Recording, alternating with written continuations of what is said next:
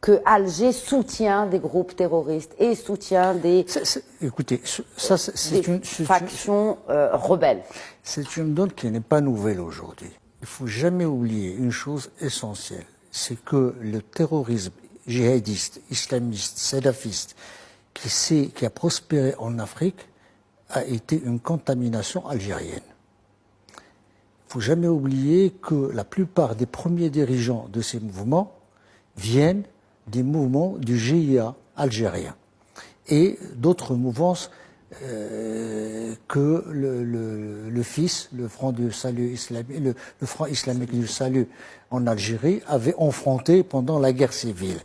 Et beaucoup, au moment où il y a eu la concorde en Algérie, beaucoup, d'abord parce qu'on sait que le GIA lui-même est une manipulation des services algériens, et qu'à un moment donné, on a évacué le trop-plein de terroristes ou de dirigeants terroristes en Algérie pour réaliser la concorde et la paix civile en Algérie vers cette région.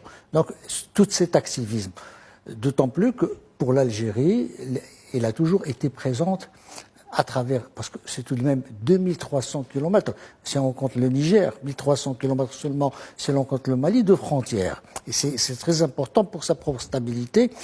Mais ce que je n'arrive personnellement pas à comprendre, c'est comment elle puisse instrumentaliser les Touaregs du Mali sans que cela puisse se répercuter un jour. C'est-à-dire c'est là où le calcul, et il faut que cela puisse se répercuter sur les Touaregs qui vivent en territoire algérien, sachant que les connexions entre les deux, les tribus et les frontières sont poreuses et qu'il y a ça.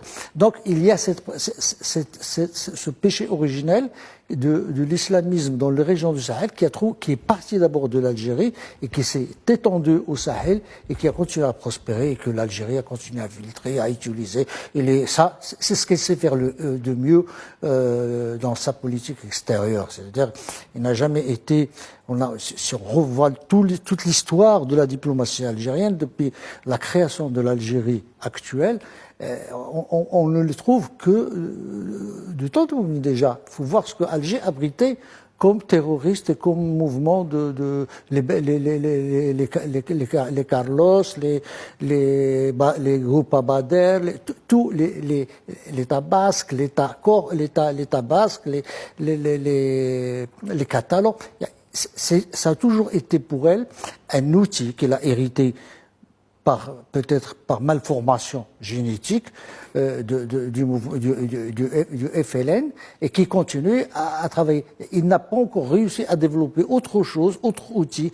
Il y a le cash et la menace d'insécurité. Ça a toujours été son outil et il continue. Et il faudrait qu'un jour il puisse penser que dans une action diplomatique, il faut penser gagnant-gagnant et pas toujours que...